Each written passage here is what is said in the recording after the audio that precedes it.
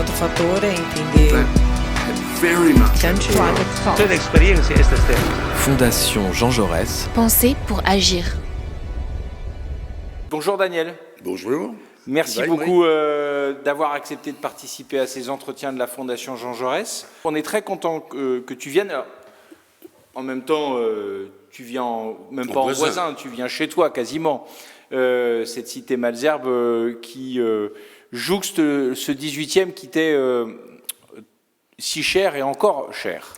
Daniel, beaucoup de gens te connaissent évidemment, ton rôle dans Paris, tes mandats de député, ta fonction ministérielle aussi dans un moment singulier et compliqué, entre 2000 et 2002, après les difficultés politiques une nouvelle fois avec Jean-Pierre Chevènement.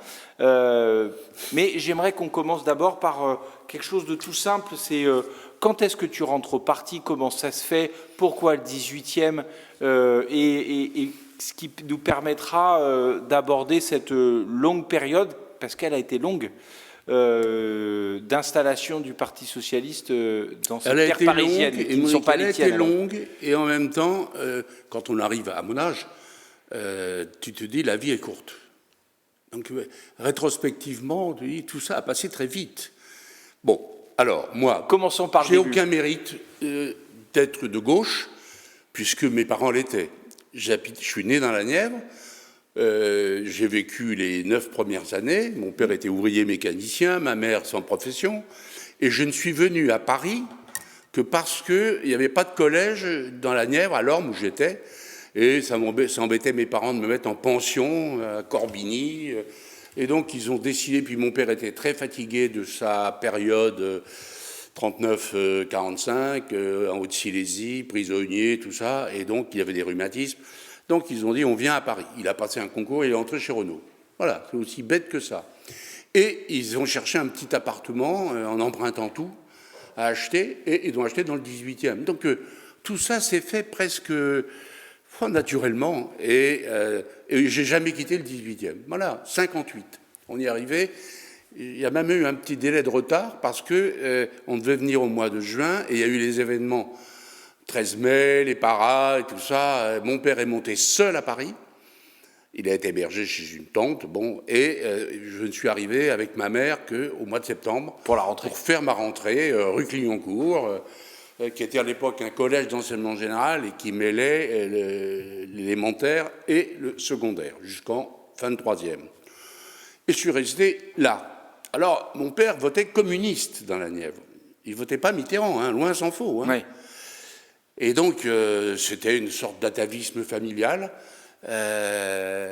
avec lequel j'ai souhaité rompre. Mais là, pour des raisons qui étaient liées à la période... la Hongrie, tout ça, enfin bon, bref, oui. C'était pas possible. Et donc, moi, évidemment, ça a compté aussi la proximité avec Mitterrand. Il n'était pas né dans la Nièvre, mais il avait été élu en 1946.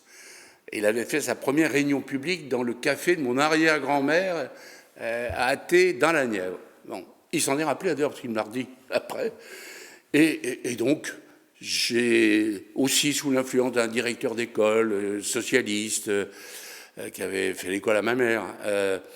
Je me suis laissé bercer par cette ambiance, aller à des réunions de Mitterrand, voir comment ça se passait. Et du coup, j'ai décidé d'adhérer dans le 18e à la Convention des institutions républicaines, qui était le petit parti, qui n'était pas un parti révolutionnaire, qui était quand même un parti de petits bourgeois, éclairés.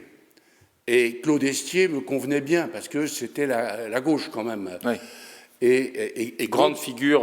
Voilà, et Claude était dans le 18e. Donc moi, j'ai adhéré en 66, et j'ai fait sa campagne en 67 contre Alexandre Sanguinetti. Les élections législatives de 67, voilà. Où la FGDS... Et on a gagné. Voilà, et Claude devient député. Voilà. Pas pour longtemps, hélas, 1 an et demi. Et donc, voilà, moi, je suis parti comme ça. Et Claude avait repéré ce jeune Nivernais. Et dès le fait que je sois de la Nièvre, Mitterrand a tout de suite été assez sensible. Surtout qu'il connaissait mon arrière-grand-mère. Oui. Je connaissais tout le monde, mais bon...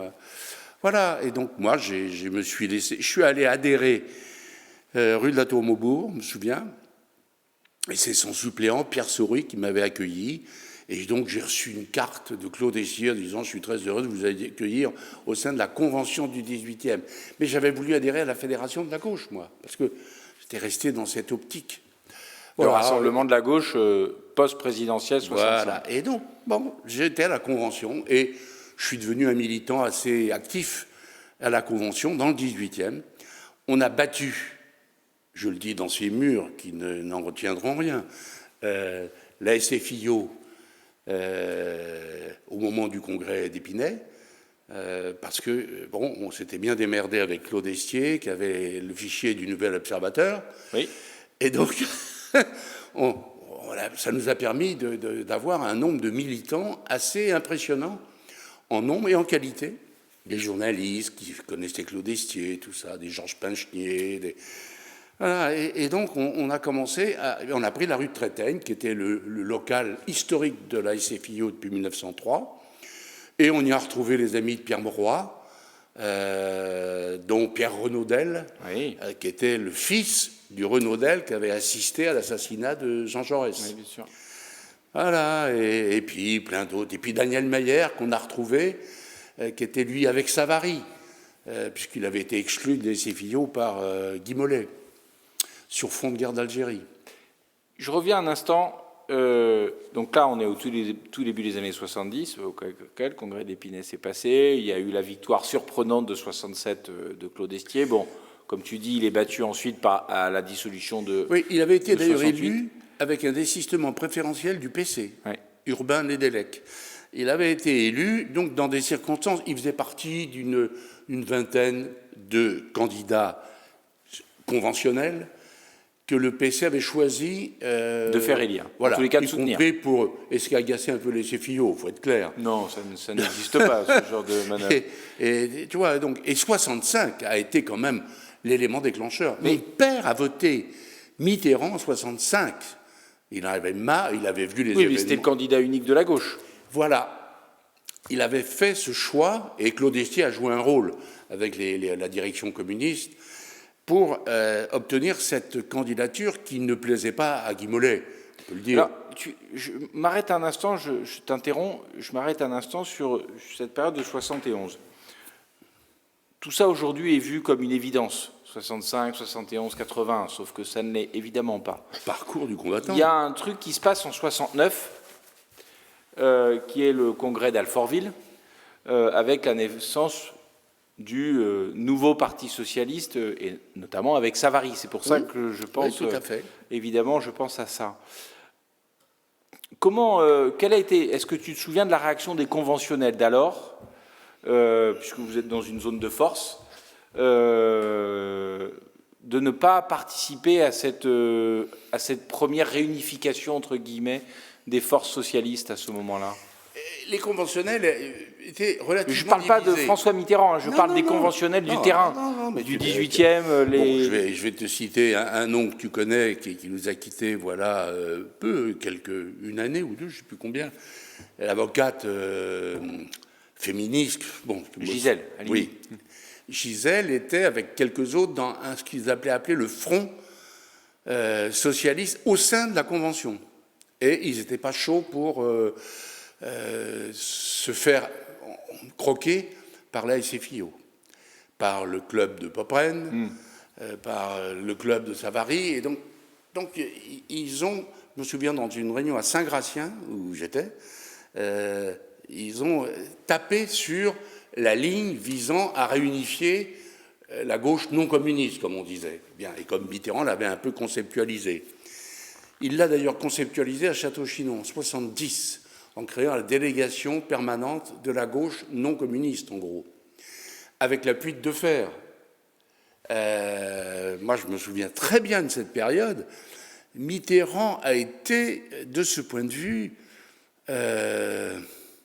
accroché à cette stratégie, se disant clairement, tant que les communistes domineront la gauche française, il n'y aura pas de possibilité avec la Ve République de Gaulle, avec le soutien de Guy Mollet, ça ne marchera pas. Et donc, il faut inverser. Et pour inverser, il faut rassembler. Rassembler. Oui, mais alors pourquoi en 69 ne pas participer à ce rassemblement? On connaît bien les raisons de François Mitterrand, mais au niveau des conventionnels de base du terrain. Tous n'étaient pas chauds pour cette aventure, puisque c'est seulement au congrès d'Issy-les-Moulineaux, quelque temps après, que l'histoire s'est faite. Mitterrand n'a pas voulu brusquer. Et puis il fallait tenir compte de Mauroy, qui lui-même, au sein de la SFIO, n'était pas chaud non plus pour que tout ça se produise un peu dans la précipitation, avec le risque de toujours revoir Guy Mollet au nom d'une gauche plus ferme, mais qui ne permettait pas d'arriver au pouvoir, surtout après avoir accepté le général de Gaulle. Donc, ils ont temporisé, en disant qu'il faut encore un peu de temps. On va voir ce que va donner le congrès d'Alfortville, le nouveau parti socialiste, mais le temps n'est pas venu du congrès de rassemblement. Et c'est comme ça qu'est né le congrès d'Épinay, dans la tête de Mitterrand, de Fer, de Chevènement, des conventionnels, Mauroy, bien sûr, Pierre, tout ça. Donc ça s'est fait à Château-Chinon. Il y a un bouquin d'un militant, je pourrais te le filer, qui s'appelait Jean Battu, qui est toujours vivant, et qui l'explique très bien. C'est pas super écrit, mais c'est vraiment Mitterrand, des réunions dans la Nièvre, parcours comment dire, très difficile, mais il ne voulait jamais laisser passer une occasion de dire le rassemblement voilà, le rassemblement. Et Épinay, moi j'y étais, c'est passé ric-rac. Moi, je me souviens très bien de lui avoir dit à Mitterrand, alors, vous pensez que ça va passer? Ça devrait. De peu, mais ça devrait. Et il avait bien vu. Comme quoi il savait compter. Ah oui, ça, c'est sûr. Alors, 71. Donc, le congrès d'Épinay, chez Gilbert Bonnemaison. Voilà. Et je pars, moi, je me souviens, lundi matin, dans ma petite Renault 4. À Tours, à l'université, où je préparais une maîtrise de physiologie. Et sur la route, on annonce Mitterrand candidat au poste de premier secrétaire. J'étais ravi, parce que je n'y croyais pas. Je me disais, Mitterrand, il va la jouer autrement. Et il a dit, je prends les rênes, et je peux te dire que pendant 10 ans, 71-81, il a pris son bâton de pèlerin. Les fédérations, les sections, il ne loupait rien de ce qu'il pouvait présider comme réunion. Et donc ça m'a après servi quand en 95, Jospin était confronté au choix de revenir au parti. On va y revenir longuement. Oui, bien sûr. Mais j'ai compris que c'est quand on est dans un parti et qu'on le dirige qu'on a une chance de faire basculer les choses. Et qu'il faut le faire. Il faut y consacrer beaucoup de temps. Je n'y crois pas. L'engagement, la force partisane. 71, tu participes de cette aventure en tant que conventionnel à Paris. Paris est une fédération bizarre quand même. Et je voudrais qu'on passe quelques instants là-dessus, parce que c'est la fédération du CRS. Voilà. Alors comment ça se passe, les conventionnels, le CRS? Bien sûr, tout le monde est paix et amour, enfin bon, dans une fédération, il y a des enjeux de pouvoir, des enjeux de responsabilité, de mandat, etc. Puis tu avais l'aile droite du parti, avec Garnier-Tonon, qui était du 9e arrondissement, et avec quelques proches de Pierre Mauroy, qui était à Paris, qui n'était pas CRS, c'est le moins qu'on puisse dire. Donc, on a essayé, avec Claude Estier notamment, de se frayer un chemin entre, en plus, l'intolérance des copains de Chevènement, Georges Mingoteau, Nicole Brick, de l'époque. J'ai bien dit de l'époque, parce qu'elle a évolué très positivement. Il y avait, la Fédération de Paris est installée 41 boulevard Magenta.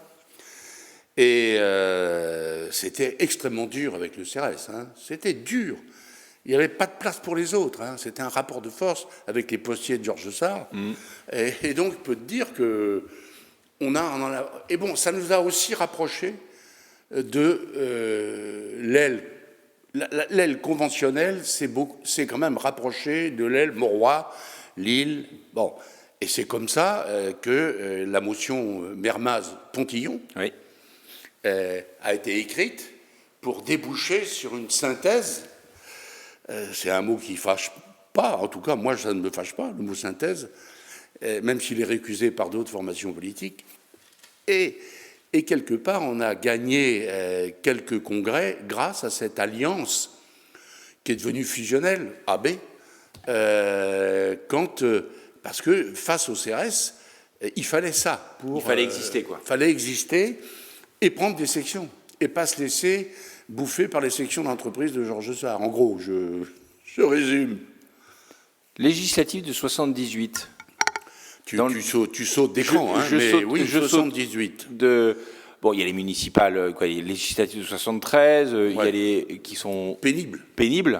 Il y a évidemment les municipales ensuite, de 77 qui sont extrêmement complexes. Oui, mais pour réussi. le Parti socialiste, mais réussi. Alors, mais c'est pour ça que je faisais référence aux législatives de 78, parce qu'il y a un continuum en réalité. Oui. Municipal 77 et législative de 78.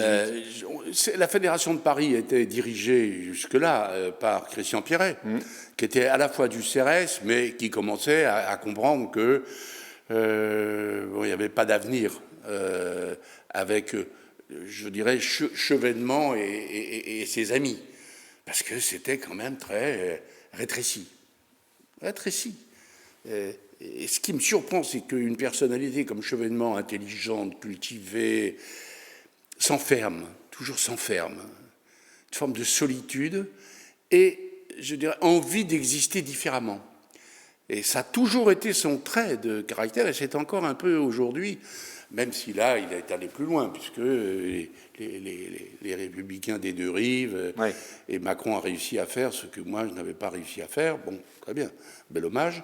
Mais 78 a été un échec, même s'il y a eu quelques succès, notamment dans les partiels qui ont suivi, qui ont vu l'élection d'Edwige Avis, de Paul Quillès, de quelques autres, qui ont permis aussi de Charzat de faire revivre une espérance à Paris.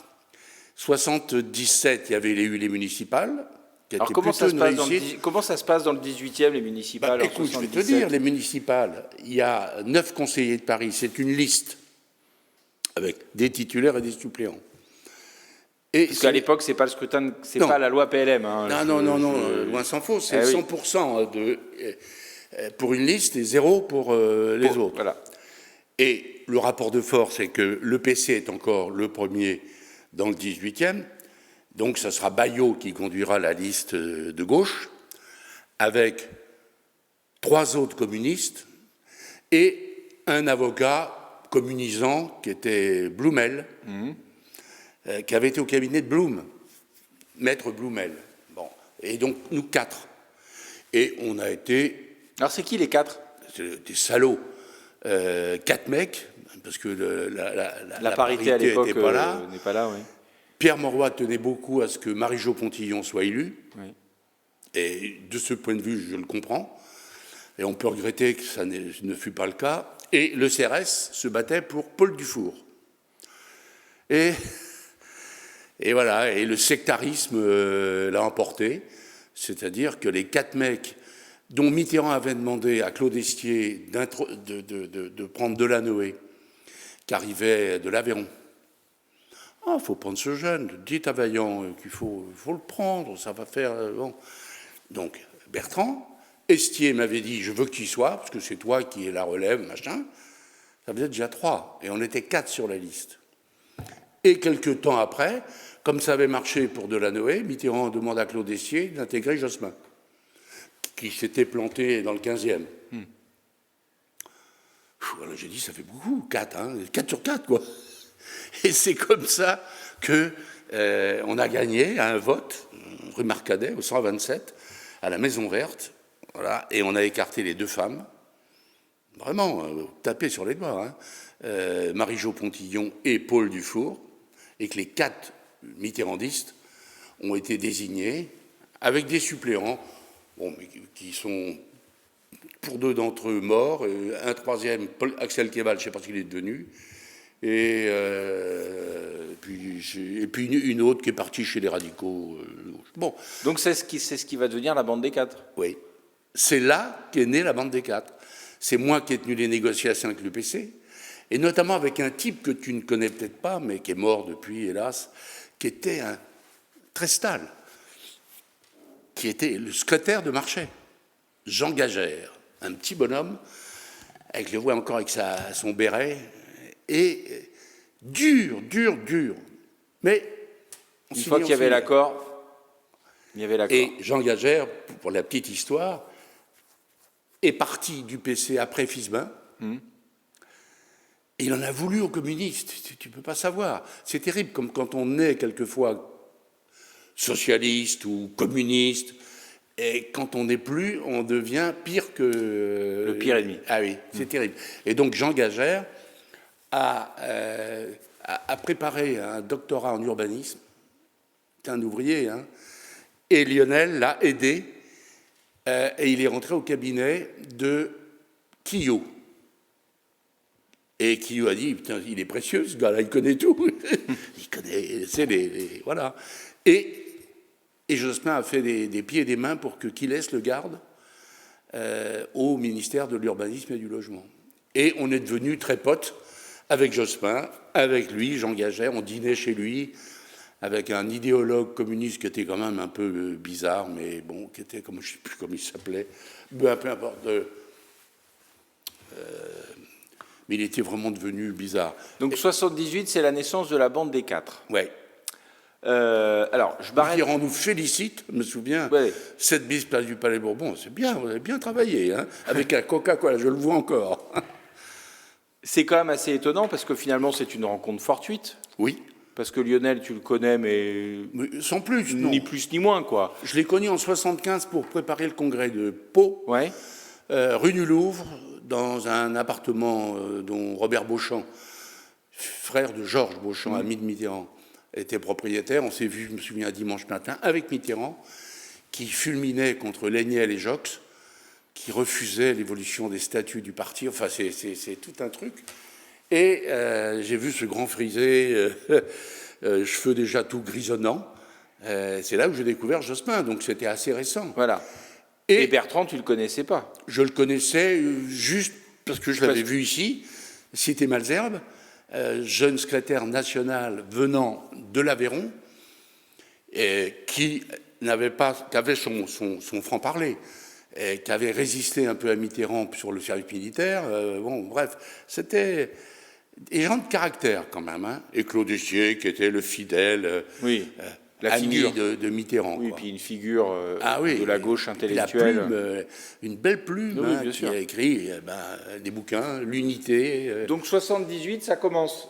Alors, en fait, là où je voudrais t'emmener, c'est cette prise de contrôle de la fédération en 85. 5. Congrès de Bourg-en-Bresse. 3. Ok, 3 si tu veux. C'est toi qui sais, mieux que moi. Comment ça se passe? Comment vous y arrivez? Pourquoi ça a été une nuit épouvantable. Pourquoi est-ce si important que cela, finalement, de prendre le contrôle de cette fédération, alors même qu'il y a eu 81, et que donc tout ça, c'est le parti... Et il fallait... Mitterrand ne s'en est pas occupé parce qu'il devait se dire, bon, les Parisiens, ça va. Mais Gaston Defferre, qui disait, avec le CRS, oh, Paris vaut bien une messe. C'est-à-dire une fusion et machin, et on ne va pas emmerder le CRS avec les copains, là, les nouveaux amis de Mitterrand. Et donc, ça a été une nuit épouvantable. Moi, je m'en souviens très bien. Jospin était premier secrétaire, devenu ce qu'il était, oui, numéro 2 du parti. Non, numéro 1. Non, déjà, non, 83. Non, il était premier secrétaire. Jox, qui a tapé un coup sur la table et ça a réveillé Claude Estier, ça je me souviens de cette à 2h ou 3h du matin. Et Chevènement qui résistait à lâcher la Fédération de Paris pour Gisèle Stievenhart, qui devait donc remplacer Mingoto et toute la clique du CRS. Il y en a un qui avait flanché, que tu connais bien, qui avait flanché plus vite, c'était Planchou. Oui, il y avait Planchou, qui était premier fédéral et qui commençait d'ailleurs de partir de Paris, et un qui a été Daniel Vachez, qui était dans le 18e, section BNP, et puis après Chapelle-Goutte d'Or, chez moi. Et après Noisiel, où il a été élu maire, député, et qui est décédé il y a 6 mois de ça. Vois, donc il y a eu un effritement chez les amis du CRS. Il y a des gens qui étaient... Bon, Martinet avait adhéré après les assises du socialisme CRS, mais bon, le rocardisme a fait le reste. Et des gens, des journalistes... Mais pourquoi cette attention à la prise de cette fédération? Parce qu'elle est quand même symbolique. En plus, dans une ville, excuse-moi, mais début des années 80, personne ne pense que Paris peut être prise. Ça, c'est vrai. Mais donc, quel est l'enjeu? Il n'avait pas échappé aux dirigeants et à Mitterrand qu'on avait quand même gagné des majorités dans les arrondissements. 20e, 19e, 18e. Bon, ça faisait... Quand même, on s'est aperçu qu'il y avait une force. À partir du moment où ce n'est pas le CRS qui dirigeait, il y avait une crédibilité qui naissait. Et puis, sociologiquement, le 18e, comme d'autres arrondissements ou d'autres villes, on a vu qu'il y avait un changement. Quelqu'un parlait de la Bretagne tout à l'heure. Bon, la Bretagne était de droite. Mais l'apport des chrétiens de gauche, en gros, a amené une évolution sociologique, et donc il rejoignait la majorité, il concourait à une majorité politique. Et à Paris, ça s'est ressenti. La sociologie a pesé beaucoup. Et ça pèse encore aujourd'hui, d'ailleurs, on le voit, hein, pas toujours en faveur des socialistes, c'est vrai. Mais ce que je veux dire par là, c'est qu'il y a eu une évolution. On sortait d'une forme d'ouvriérisme. La ceinture rouge des HBM, du PC, et des crypto-communistes chevènementistes, en gros, si on veut dire les choses, ça a commencé de faire bouger les choses. Je me souviens, moi, des débats, tu sais, rue de Trétaigne, c'était des fois âpre, hein, entre le CRS, qui voulait absolument la peau des mitterrandistes, et notamment moi. Et je me souviens, c'est une anecdote, il voulait qu'on crée 3 sections dans le 18e, 2 sections. Une qui aurait été CRS, pour gagner du terrain, l'autre laissée aux mitterrandistes, et on a fait égalité au vote des militants. Égalité, 56-56. Donc j'ai trouvé une solution, eh bien, vous voulez 2, moi je propose 3. 3 sections. Et on a gagné les 3, parce que j'avais fait une carte avec des punaises, et j'avais vu que la répartition des militants sur la carte fait qu'on aurait les 3. Et on a eu les 3. Claude m'a dit, Estier, chapeau. Belle manip. Donc on voit bien, du coup, on comprend mieux l'intérêt de prendre la fédération pour préparer, mais pour autant c'est cette bande des 4 qui prend la fédération. Enfin, autour de cette bande des 4, Bertrand Delanoë devient déjà numéro 2 de la Fédé à la fin des années 70, puis vous prenez la fédération tous les années 80, et pour autant 86, vous perdez celui qui...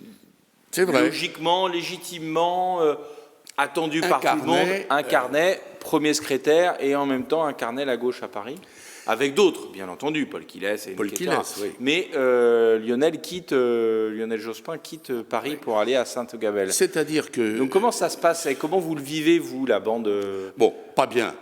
Claude, toi et Bertrand. Pour être très clair, Bertrand, plutôt bien, parce que une place se libérait. Claude, il était plutôt, lui, il était avec Lionel, tout ça, mais bon, il comprenait Mitterrand. Parce que c'est Mitterrand qui a dit à Jospin, ne restez pas à Paris. Et en mars 86, la question du départ de Lionel à Toulouse s'est posée. Et Jospin a dit non à Mitterrand. T'as pas aimé, et c'est comme ça. Et c'est à la lueur de la campagne socialiste en Haute-Garonne, avec des conneries de fait avec le Front National à l'époque, il y a eu des... Bon, et l'élection a été annulée. Et Mitterrand est revenu à la charge en disant « il faut que vous soyez là-bas face à Baudis et que vous soyez tête de liste dans Toulouse, enfin en Haute-Garonne. » Lionel m'appelle, il me dit « voilà, bon, avec sa femme, ta première femme, qu'est-ce que t'en penses ?» Je lui dis « moi, ça m'embête. J'étais son suppléant aux législatives. Donc, il m'a dit, mais ça va te permettre de reprendre ta circonscription. » Et ce que tu feras en 88. Oui, qui se produira en 88. Ouais. Et bon, sa femme de l'époque n'était pas heureuse non plus de le voir partir à Toulouse. Bien. Et puis, finalement, Mitterrand a emporté le morceau, et donc, il est parti. Et c'est à moi qu'il a demandé d'aller à Toulouse pour régler les gamelles et les bidons avec les copains là-bas, quoi, pour permettre un atterrissage avec Jean Carassou, qui était premier fédéral de Haute-Garonne, Luc Soubré et tout ça, de régler les problèmes face aux amis fabusiens, il ne faut pas le répéter, qui voulaient évidemment... qui voyaient ça avec un œil absolument pas enchanté et rieur. Voilà. Et alors, donc, c'est comme ça que ça s'est fait en 86, et où Lionel m'a dit, c'est toi qui dois reprendre la circonscription qui fut redécoupée, parce qu'elle ne comprenait pas le 19e. Bertrand aurait bien voulu, mais il n'a pas insisté, parce que Lionel lui a dit, non, ça, c'est lui qui m'a donné sa circonscription en 81, pas touche. Voilà. Donc ça a été un élément, mais sans perturbation. Et Bertrand a été candidat dans la circonscription où était Lionel au départ, à Clignancourt, face à Le Tac, et il a battu Le Tac, grâce d'ailleurs à l'UDF qui a présenté un candidat. Bon, ça c'est la vie classique. Bon. Et c'est comme ça qu'on s'est retrouvé avec 3 députés socialistes. Jospin et moi à Chapelle-Goutte d'Or, Bertrand Delanoë, Clignancourt-Montmartre, et Claude Estier qui a réussi d'un cheveu à battre Roger Chinot dans sa circonscription. 3 députés socialistes. Voilà. 86, c'était la proportionnelle. Il fallait... Alors Bertrand a décidé d'aller dans le Vaucluse, donc en disant il n'y a plus de place à Paris, parce qu'il fallait placer Quillet, Charzat... Planchou, lui, va dans la Mayenne. Voilà, Bertrand Mayenne. dans le Vaucluse. Oui. Et d'ailleurs, les deux reviendront d'ailleurs. Oui, parce que l'atterrissage, là, parfois... c'est Mitterrand et les feux clignotants verts et tout ça. Tu sais, il avait le feu vert, théoriquement, pour aller dans le Vaucluse. Mais c'était un feu clignotant. Et donc, il est arrivé là-bas, il s'est fait battre de peu, d'ailleurs, au vote des militants. Et Bertrand, toujours, je respecte le vote des militants, et donc je rentre pour faire de la communication. Voilà, il est revenu à Paris dans ces circonstances. Je fais un saut un peu dans le temps, ouais. Parce que j'aimerais qu'on aborde, après cette question, qu'on aborde cette période bizarre dans le parti entre 94, 95, 97, où auprès de Lionel, tu vas jouer un rôle très important dans la préparation des législatives. Mais quand même, on a beaucoup parlé de Paris. On ne peut pas ne pas évoquer ces municipales de 95 qui préparent en réalité celle de 2001. C'est-à-dire que 2001 ne peut pas exister. Évolution sociologique, voilà. Politique. Comment se passe la préparation de ces municipales de 95 parce que 89, il y a eu grosse débâcle quand même. Tout modestement, il y a eu 93. Oui. Avec vrai. Tout le monde au tapis, hein, à part Georges Sarr, pour qui Chirac avait une affection particulière. Voilà, on va dire ça comme ça. Et moi, je suis tapé de peu, mais je suis tapé, et donc je fais un recours au Conseil constitutionnel. Qui aboutit ? Je suis théoriquement candidat dans la Nièvre, au cantonal, à Lorme, là où je suis né. Tout ça, c'est prêt. Je vais aller au cantonal dans la Nièvre. Et puis le Conseil constitue, au mois de décembre, annule l'élection de Pierre Bloch. Il n'avait pas respecté la loi sur le financement. Et là, je suis pris à la gorge. Je dis, qu'est-ce que je fais ? J'ai fait un recours, il faut que j'assume. Donc s'il n'y avait pas eu annulation, tu n'aurais jamais été maire du 18e, non, et tu aurais été élu conseiller départemental de la Nièvre. Et donc, j'avais été député en 88, battu en 93 et réélu dans une élection partielle en février 94. Et elle a compté. La Fédération de Paris s'est formidablement mobilisée, porte-à-porte partout et tout ça. Et j'ai battu Madame Pierre Bloch, puisque lui était interdit d'élection. Et je veux dire, cette victoire a été quand même... C'est Michel Rocard qui disait rue de Trétaigne, tu es l'hirondelle qui fera le printemps. Hélas. Mais elle disait des choses. Ah oui. Elle disait des choses, cette partielle. Ça a été, elle disait des choses, comme tu dis. C'était quand même cette victoire. Quand d'autres, Claude Évin, était rebattu à Saint-Nazaire. À Saint-Nazaire. Tu te rappelles de ça? Il n'y a que Lang qui s'en est ému à la télé en disant c'est honteux qu'on ait annulé Jean-Pierre Pierre Bloch et moi dans le Loiret. Voilà, bon. Ça n'a pas favorisé le contact. Disons que tu t'en es souvenu en 2000 lors d'une primaire, par exemple. Oui, mais là, pour le coup, par analyse froide. Moi, tu sais, je ne choisis pas les candidats en fonction de l'amitié que je leur porte.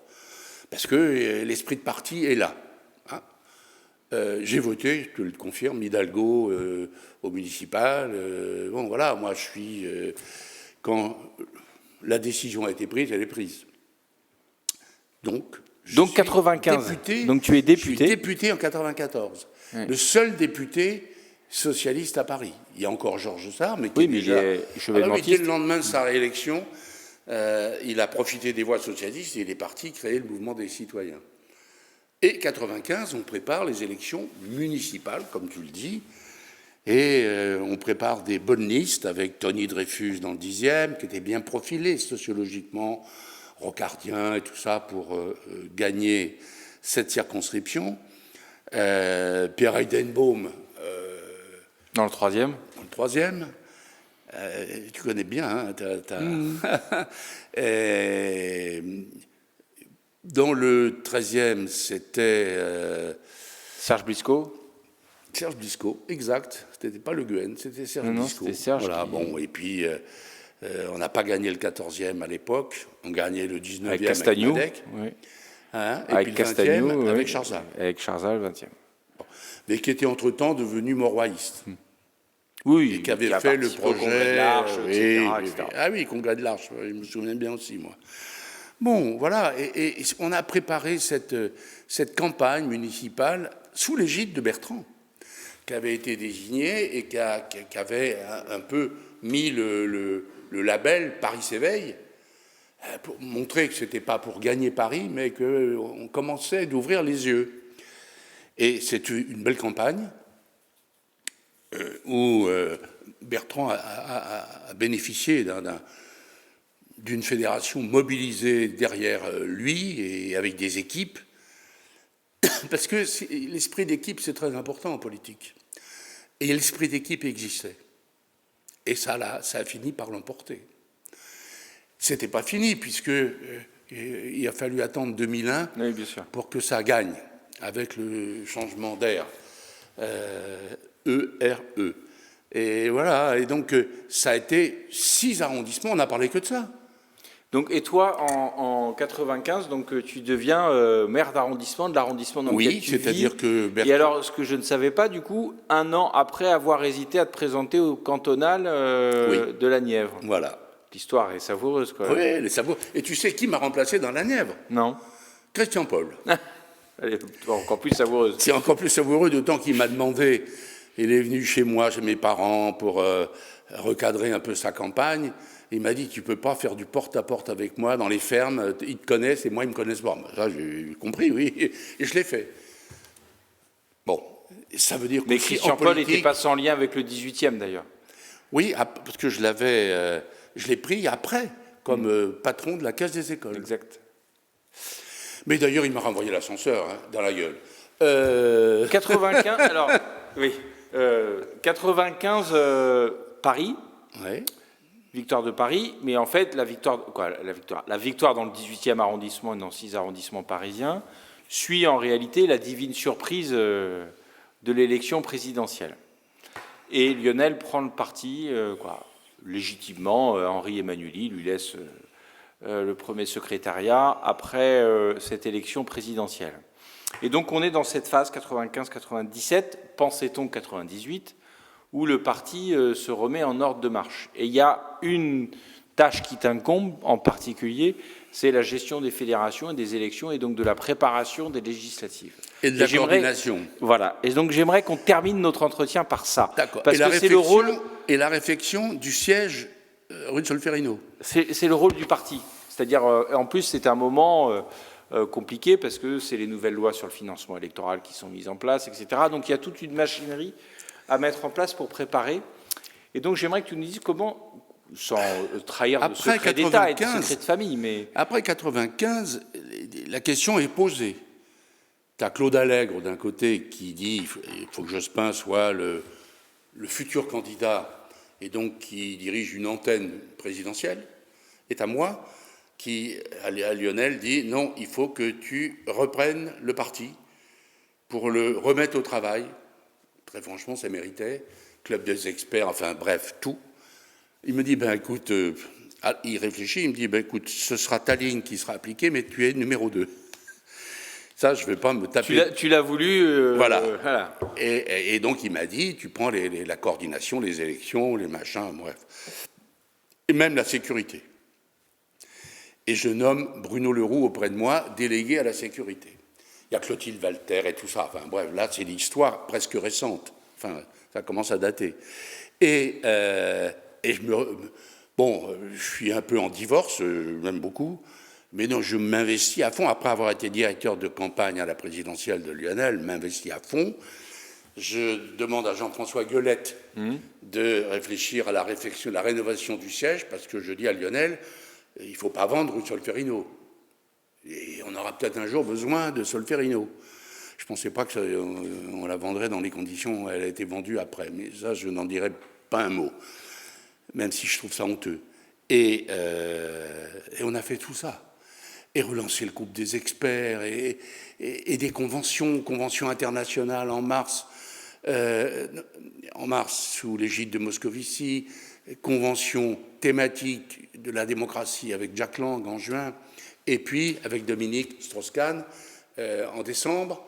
Ça a été une période d'enfer et en même temps d'enthousiasme sur l'économique et le social. Plus, Jospin me dit, tu te démerdes, faut au sein du parti que tu trouves sur les circonscriptions 30% de femmes et que tu l'imposes aux partenaires et que tu discutes avec les écolos et avec les radicaux de gauche. Puis chevènement si tu peux. Et j'ai fait ce boulot avec d'autres, Stéphane Le Foll, Gérard Le Gall et quelques autres. Et je dois dire que Lionel a été très heureux. Il vient passer une soirée chez moi, dans le 18e, à la mairie. Et j'égrène les départements et les circonscriptions. Ah, il me dit, le compte n'y est pas encore, il faut au moins 30. Mais il me dit, bravo, parce que moi, j'avançais avec l'accord des fédérations. C'est là où c'était pas un décret qui arrivait de la rue Solferino en disant terminé. Et quels ont été les points les plus durs dans ce moment Est-ce que c'était quelque chose, une volonté qui était partagée par l'ensemble des sensibilités du parti? Mais j'avais veillé à ça. Ça ne pouvait marcher. Donc il n'y avait pas de point de blocage au niveau national. Non. Il pouvait y avoir des points de blocage au niveau local. Mais... Local, ça pouvait arriver.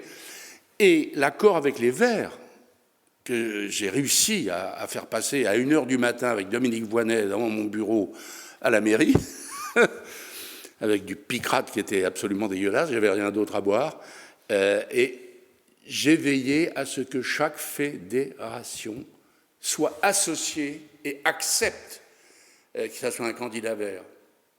Et il y en avait quand même un certain nombre. Claude, mon ami Claude Barthelone, avait essayé ça, le coup d'avant. Ouais. Sous l'égide de Laurent. Mais il n'y avait pas les discussions. Il n'y avait pas les discussions avec Dominique Voynet, avec Cochet et tout ça, me lui suis tapé.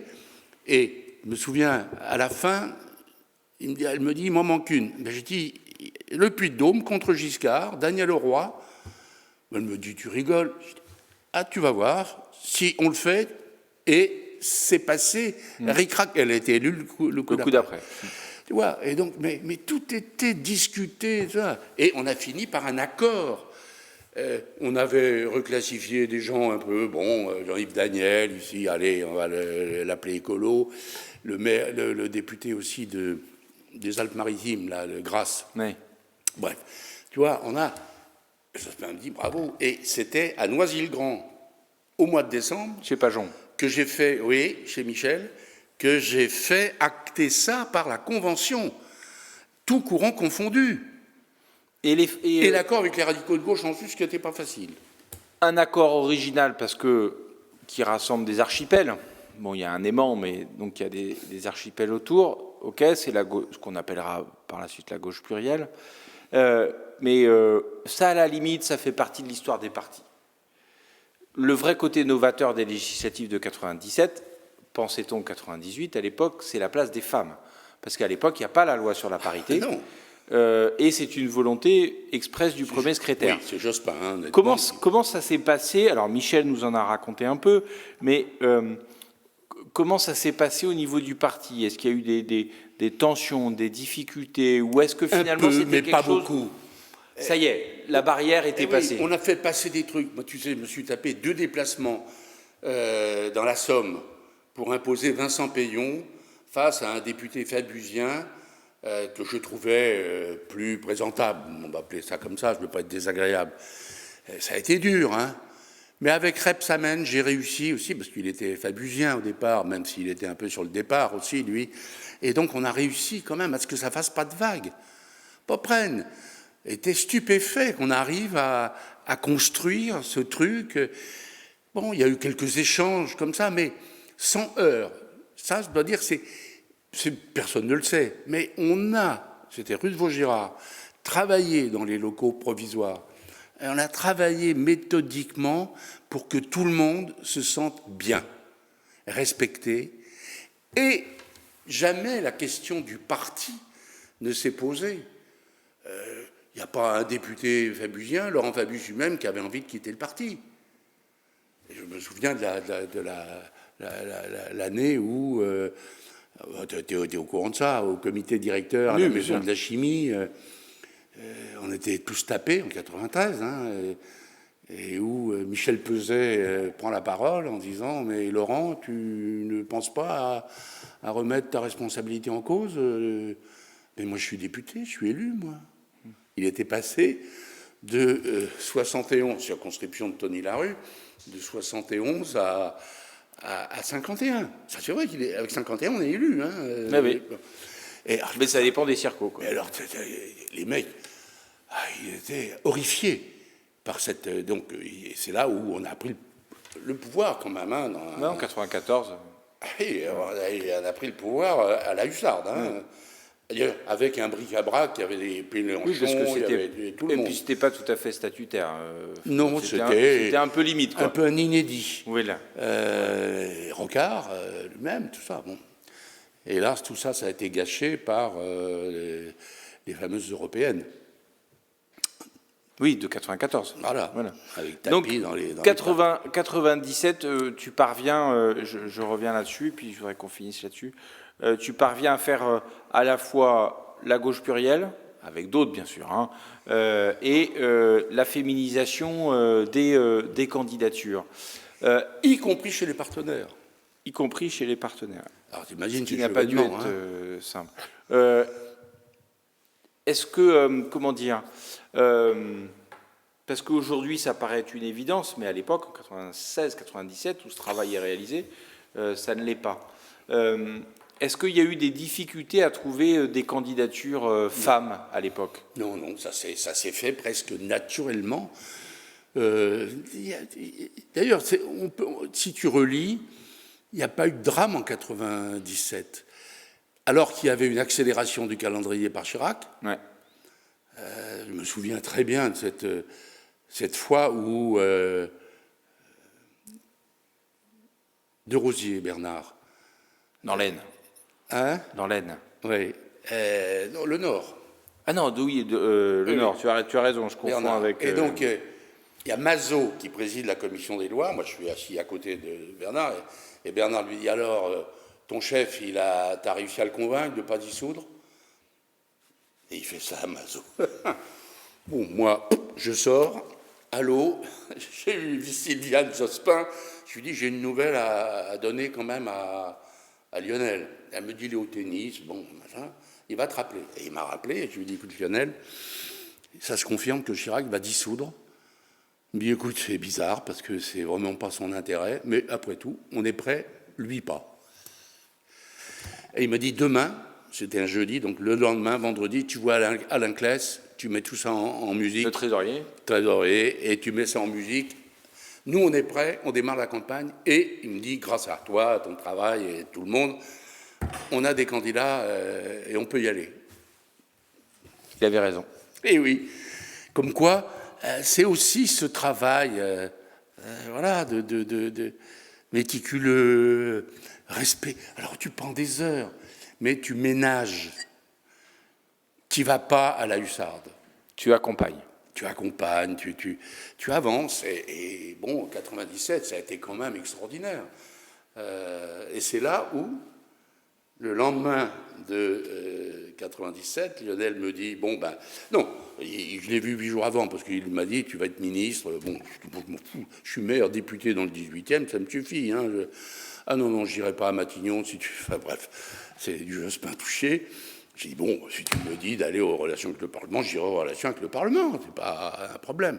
Il dit, parce que tu comprends, pour l'intérieur, il faut mieux quand même, chevènement, il a fait l'ENA, pour les préfets, tout ça, il y a une autorité. Je dis, mais qui prennent? Il ne voulait pas. Chevènement ne voulait pas être ministre de l'Intérieur, il voulait être garde des Sceaux, pour tordre le cou au juge qui l'avait embêté à Belfort. Voilà, je te dis tout. Bon, voilà, donc... j'accepte, tout le monde très bien. Il me dit, qui tu vois comme premier secrétaire? Il me dit, je pensais à toi, mais bon, manifestement, Je dis, non, c'est fini, j'ai un divorce, j'ai tout ça. J'ai donné dans les fédés, partout, j'ai passé mes nuits. Non. Il me dit, tu penses à qui? Bah, écoute, je dis, comme toi, à François Hollande. Oui, bah oui, il me dit, oui, c'est... Après tout, il est un peu intercourant, il ne s'est pas mouillé dans nos histoires, dans nos bagarres. Il y a eu un désaccord, c'est sur France Télécom, où François s'était un peu avancé sur acter la privatisation. Il n'avait pas aimé. Hein. Voilà, et donc ça a été assez facile. Hein. François était content. Je ne suis pas sûr qu'il s'y attendait tant que ça. Mais bon, il était content. En tous les cas, il n'a pas rejeté. Non, il n'a pas décliné. Secrétaire délégué pour aller au congrès de Brest. Oui, bien sûr, parce que c'est qu'à l'issue du congrès de Brest. Et je me suis tapé, moi, encore un travail supplémentaire. C'est, Alec me dit, putain, il faut que quelqu'un s'occupe d'une contribution. Lionel ne peut pas, Premier ministre. Il me dit, il faut que tu t'en occupes. Ah ben, j'ai dit, allez. Et j'ai vu Dominique avec Guigou, Aubry et tout ça pour les convaincre qu'il fallait signer ma contribution. C'est vrai. J'étais le premier signataire. Qui était la tienne, mais pas la tienne. Voilà. Et on a réussi. Pierre Mauroy m'avait encouragé. Il m'a dit, ah oui, vas-y, il faut... Et au ministère des Relations avec le Parlement, on a décidé un soir, il y avait tout le monde, allez. Et moi, j'avais commencé à gratter avec Guillaume Garot. Le texte de la contribution. Je n'avais pas mis Jospin au courant. Et à un moment, je me suis dit, il faut peut-être quand même que je le prévienne, parce que... Et je me souviens, je suis allé le voir à Matignon. Je lui ai dit, écoute Lionel, voilà, je te l'ai pas dit avant, mais je vais signer une contribution où il y a tout le monde. Il me dit, quoi? Je veux pas que tu me fasses prendre un gadin et se ramasser 15%. Je dis, non, il y a tout le monde, sauf Fabius, qui a décidé de faire la sienne. Voilà. On me dit, bah alors, bon, et puis bon, ça... Et il me dit, François, ben je dis, mais François, c'est pour l'épargner. Sûr, il est au-dessus de la mêlée. Il viendra à la motion. Mais on aura fait un gros boulot, ce qui s'est produit, ce qui fait que le congrès de Brest s'est quand même présenté bien. Mélenchon a fait son cavalier seul, il s'est présenté, mais François a été élu magistralement au congrès de Brest. Tu vois, c'est marrant, hein, c'est la vie. Mais je n'ai pas dit, moi, voyons. Alors, s'il y en a un, petite vilainie, c'est Jean-Christophe qui, dans l'Express, a fait dire que j'étais pas content de ne pas être premier secrétaire. Franchement, c'est ou ne rien connaître, ou ne vouloir rien connaître, parce qu'en fait, j'ai jamais voulu être premier secrétaire. Lionel me l'a proposé, mais je n'en voulais pas. Et j'étais très content. Et une fois que François Hollande était premier secrétaire, évidemment, et il m'a pris tout de suite. le passage était fait.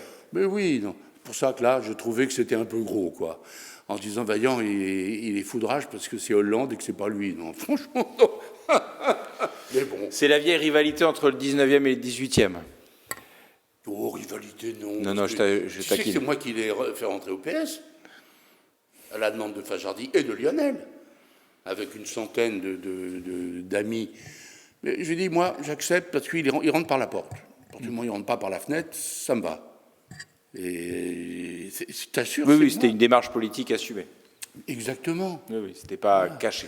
Je l'avais fait aussi, d'ailleurs, pour ce brave maire d'Aubervilliers, après, qui est mort.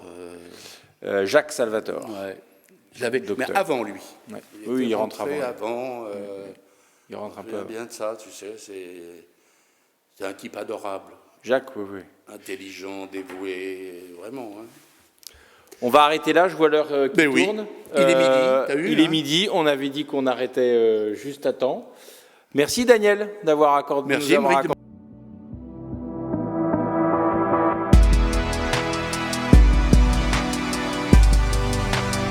Fondation Jean Jaurès. Penser pour agir.